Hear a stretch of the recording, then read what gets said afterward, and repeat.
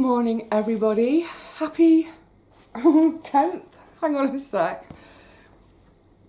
Yeah, happy 10th of December. Come to the calendars in a minute.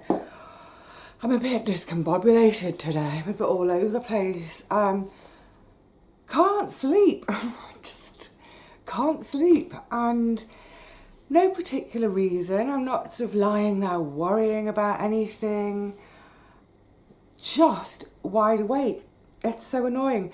What I've been trying to do in the last couple of weeks or so you all know that I'm a night owl, I'm not a morning lark.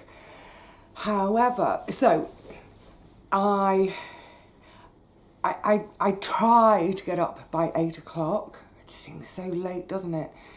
I try to get up by 8 o'clock, but it takes me a couple of hours to get going. I'll usually spend those first couple of hours of the day on the computer doing stuff, you know, answering messages, comments, emails, what have you.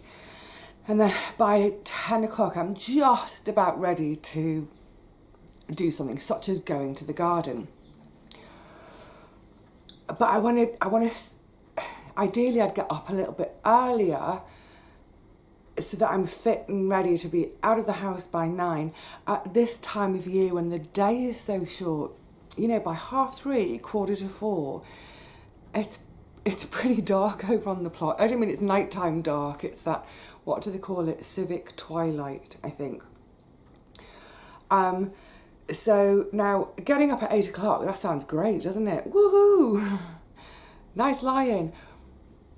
But that's when I haven't gone to sleep until 2, 3, sometimes 4 in the morning. So although 8 o'clock probably seems like a really late start to a lot of people and really lazy, often it's only after 4 or 5 hours of sleep. So what I've been trying to do over the last couple of weeks is just try to get to bed a quarter of an hour earlier each night. I was thinking, you know, a couple of weeks ago, well, I tried one night, I was like, right, just go to bed at 10 o'clock. Of course it didn't work, I was wide awake. So I think bringing it back in quarter-hour increments has, until now, been okay. So I'm trying to sort of get to bed by about midnight, and then I'm up at 8. I still feel like I could stay in bed till 10. I would like 10 hours sleep a night in an ideal world. Don't live in an ideal world, do we? And then the idea being that eventually I'll go to bed at 10, read until 11, but be really disciplined about it. No reading past 11. And then get myself up at 7, have those first couple of hours in the morning whilst my legs are kind of waking up and what have you, do all my computer bits. 9 o'clock, boom, out the door, a full day in the garden, well, until 3. Yeah, so it's definitely a winter thing. I'm trying to make the most of what little daylight we have. Oh my goodness. So last night, I think I was in bed by about 11. So that's good. Was it 11 or was it 12? I can't remember, it doesn't matter. But then I woke up at 2 in the morning. I was wide awake, absolutely wide awake.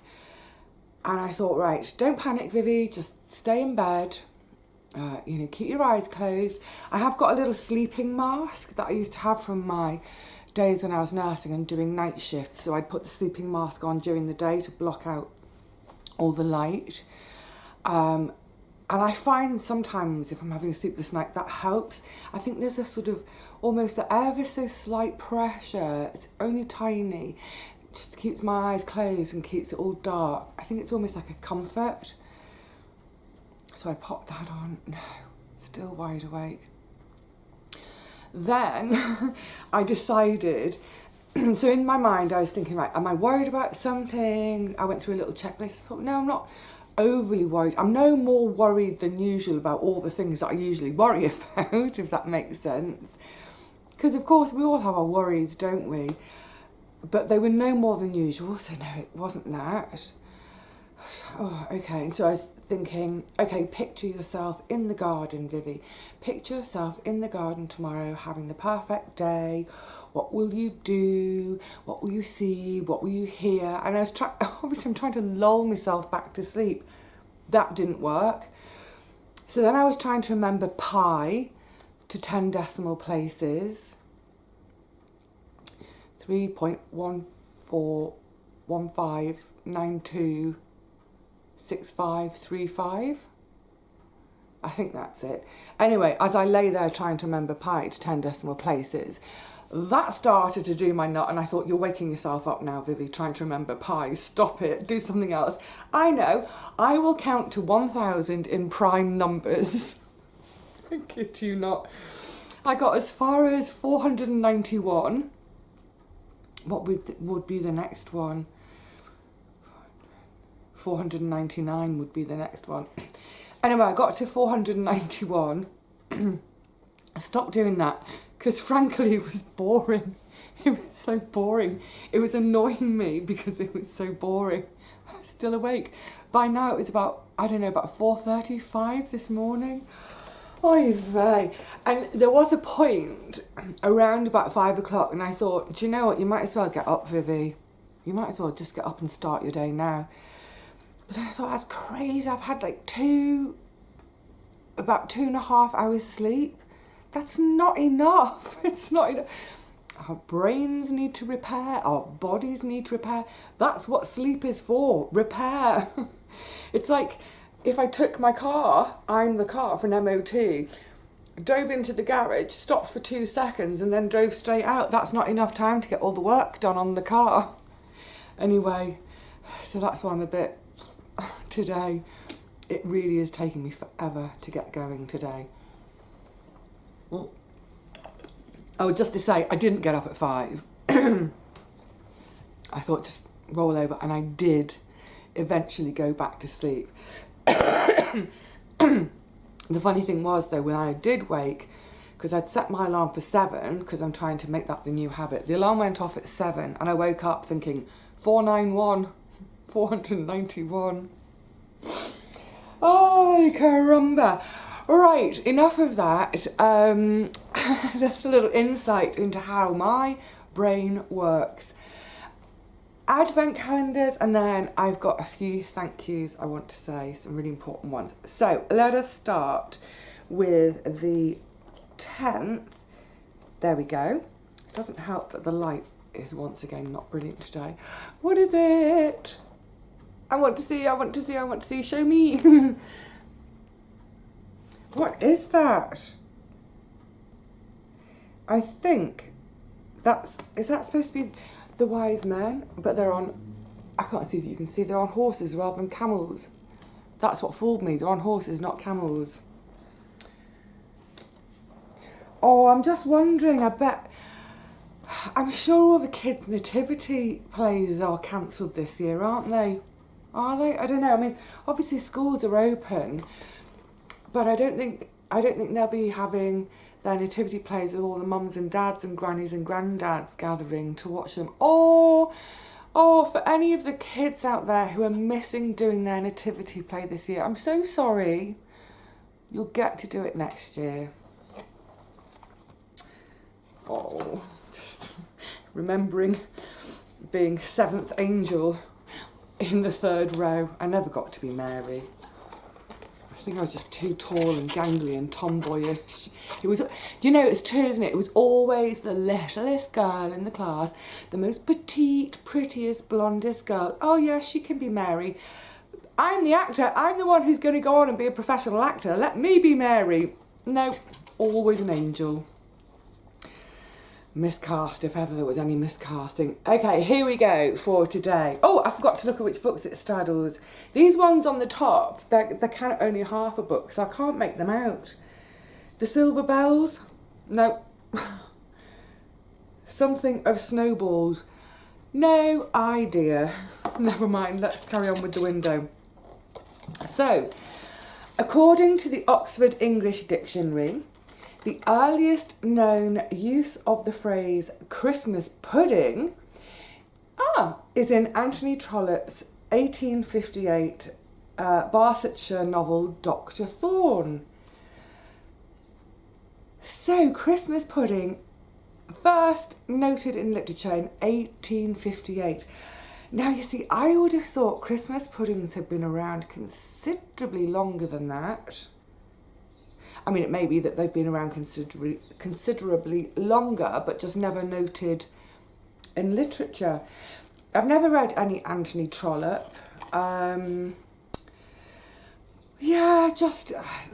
They just never really appealed to me. But I'm sure many of you are familiar with him and the book Dr. Thorne. So yes, A Christmas Pudding in 1858. The reason I think they've probably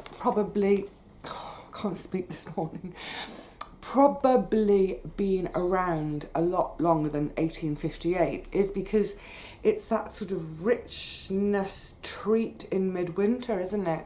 That kind of the dried fruits, the spices, all these precious things which aren't in use every day, saved up for that really special moment in midwinter. So yeah, I'm sure Christmas puddings have been around a lot longer than that, but that's their first time in literature. So thank you, Anthony Trollope, for putting a Christmas pudding in a book for us. Now, I want to say some thank yous. Firstly, and I'm so excited and happy about this. If you remember, oh crikey, was it the beginning of November? Remember the beginning of November. That's another one that got cancelled this year, isn't it? Bonfires.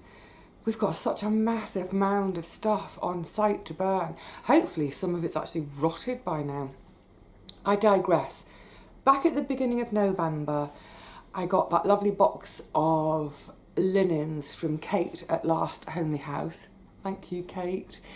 I think there were about 12 items, 12, 13, 14 items, which once I'd had a jolly good go at, were good enough to sell as they were, rather than, excuse me, the rest which are damaged, either stained, ripped, cut, whatever, which I knew that was the case, which is one of the reasons Kate didn't know what to do with them, because we're all kind of pooped. All of the damaged stuff has now been washed. I've still got the last few pieces airing because they are going to be put away until next year for me to work on. And I'm paranoid. I can't bear the thought of putting things away with even the slightest hint of dampness. Anyway, so I'd said all along, and Kate was in agreement with this, that we would use from the sale of those items that were complete and that could go straight into the shop, we'd like to give a percentage of that to Macmillan, the cancer nurses charity. Fantastic charity. I've talked about them on a number of occasions. I sell the Lavender and Love bunting, which is the kind of the lavender and sage colour bunting. I always sell with a percentage to go to Macmillan. Great. And then I suddenly thought halfway through the month, because a couple of things sold, and then nothing sold, and then one thing sold, and then nothing sold, and then one thing sold, that rather than sort of sending them a £5 today, and then in a couple of days' time sending them another £4, or another few days, oh, that's £2, the simplest thing to do was for me to set up a standing order. So literally from now on, every single month, I'm making a donation to Macmillan from proceeds from the shop. Now that means if I don't sell anything in the shop that month, well, never mind. That'll just come from me. But I'm so happy to do that, because I've mentioned this before.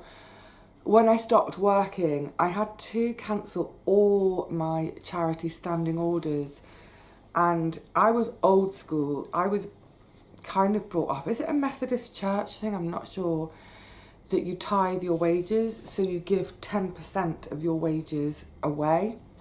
So for me as a nurse, that was £200. I earned £2,000 a month, nice.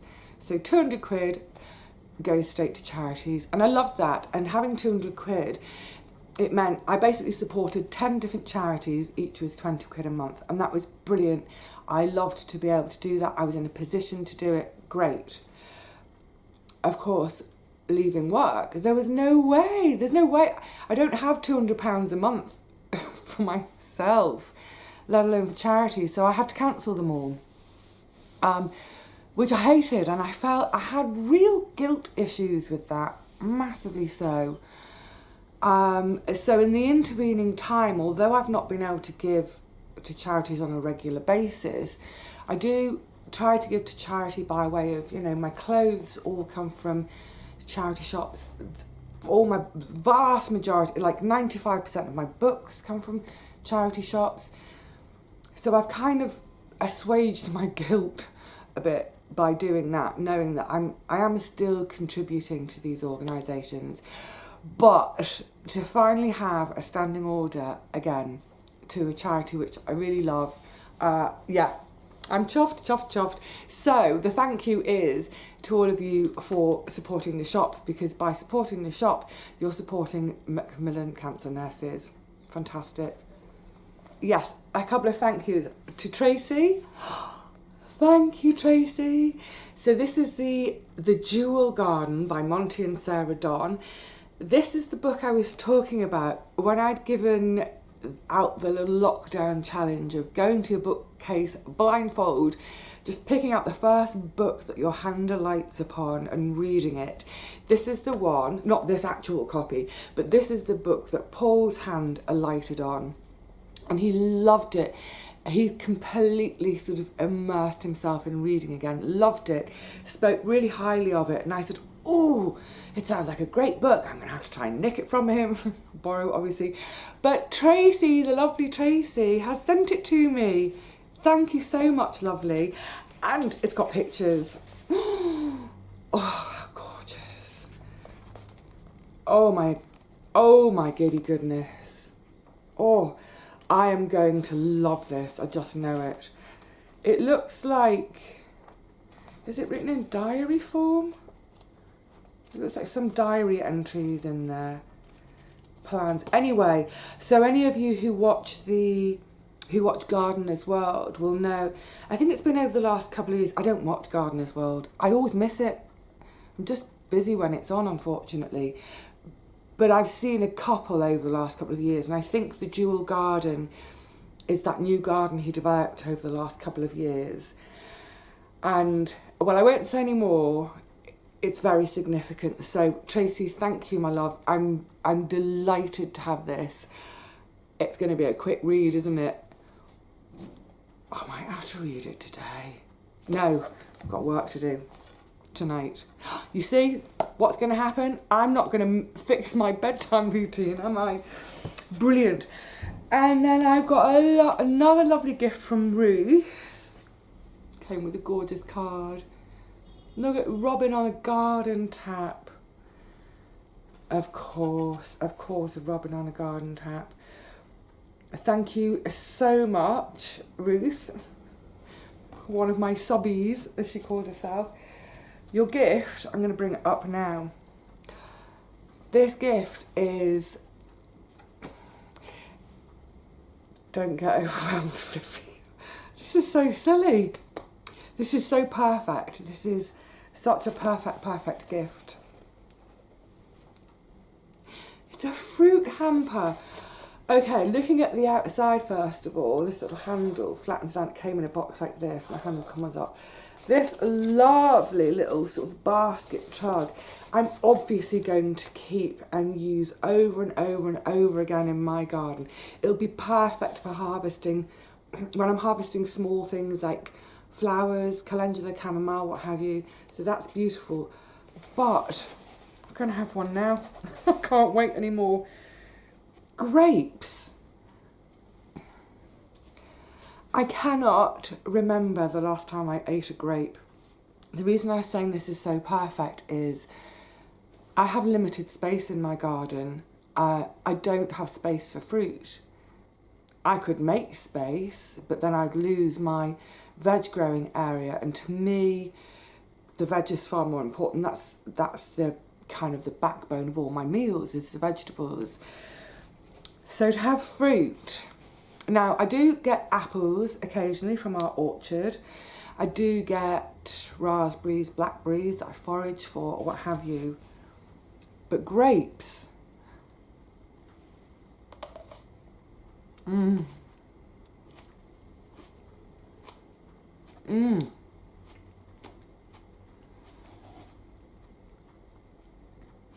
Mmm. The texture.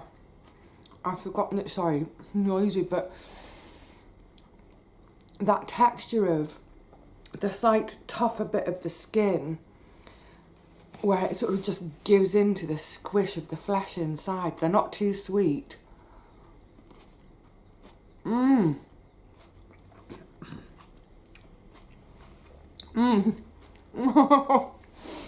Oh my goodness, Ruth, thank you. I feel like I should share this bounty with someone, but I've got a feeling I'm going to literally now sit here and scoff the lot. But not only grapes, this is something else. I honestly, this isn't an exaggeration, I can't remember the last time I ate this either. A kiwi. Oh my goodness. Feel the texture. I'd forgotten that kind of funny hairiness. No, I can't smell it. Oh, I can just feel that. It's like giving it. So I think all I'll do is I'll literally halve it and with a teaspoon scoop it out. Oh, I can't wait. And not only that, but it's so Christmassy. And this is another one I can't remember the last time. It's a satsuma. That's all it is, but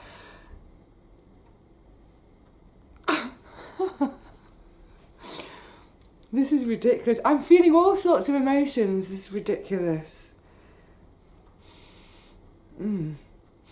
Oh, I'm diving in. Oh, Ruth, my goodness, thank you.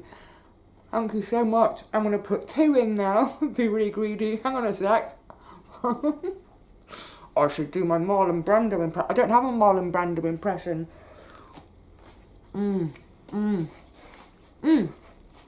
I'm so sorry. Would you like one? Go on, everyone, help yourself. Help yourself. Don't be greedy, just the one.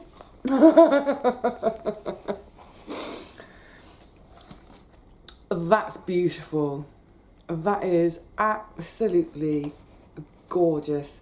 I love this little basket. That, you are going to all be seeing that in videos come next summer as I'm harvesting in the garden. Oh my goodness, right, time's cracking on. This was supposed to be a quickie. So my final thank you, I just put a message on Facebook the other day about, what do I do with the channel, and, you know, all sorts of questions. Thank you for all your responses and ideas. It's one of those scenarios where some of you want shorter videos, some of you want longer videos, some of you just want gardening, some of you want just sewing. So, you know, I'm at the stage, I don't know what to do. I mean, I'm not asking for you now to tell me. What I mean is, I've got a lot to think about.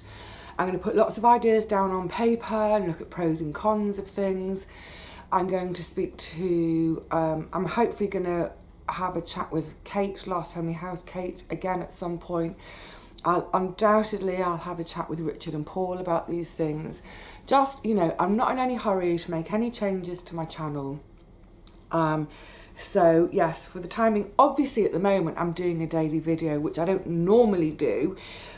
It's for the special occasion of the run up to Christmas and opening the advent calendar. So after Christmas, there won't be a video every day. I'll go back to normal. But yes, I'm going to have a little think about things, talk it through with other friends who have gone through similar experiences and changes with their channels. And yeah, not do anything hasty. So yes, thank you for all your feedback. It's great, it really is great. If I don't go in the direction that you think I should, I apologise. It's impossible to, it literally is impossible to make everybody happy all the time. So I'll just work out what's going to be best for me and you, and carry on from there. So no major changes at the moment, and after Christmas we'll get slightly back to normal with the schedule and the type of videos, and maybe there'll be some changes as I go into the new year, but I'm not sure yet. I'm not, like I said, I'm not in a hurry to make any decisions. So that's it for now. I need to go and eat more grapes. No, that's not what I need to do. Just one more. Oh, Ruth. Oh. Sorry.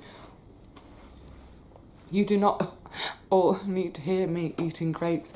I'm sure most of you have grapes most weeks. It's a mega treat, Ruth. Thank you. Absolutely brilliant.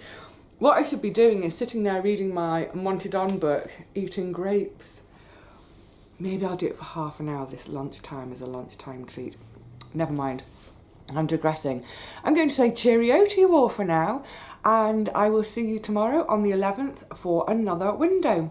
Until then, please look after yourselves. Look after each other.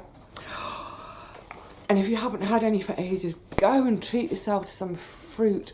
Oh my goodness, I can't tell you how good this is today.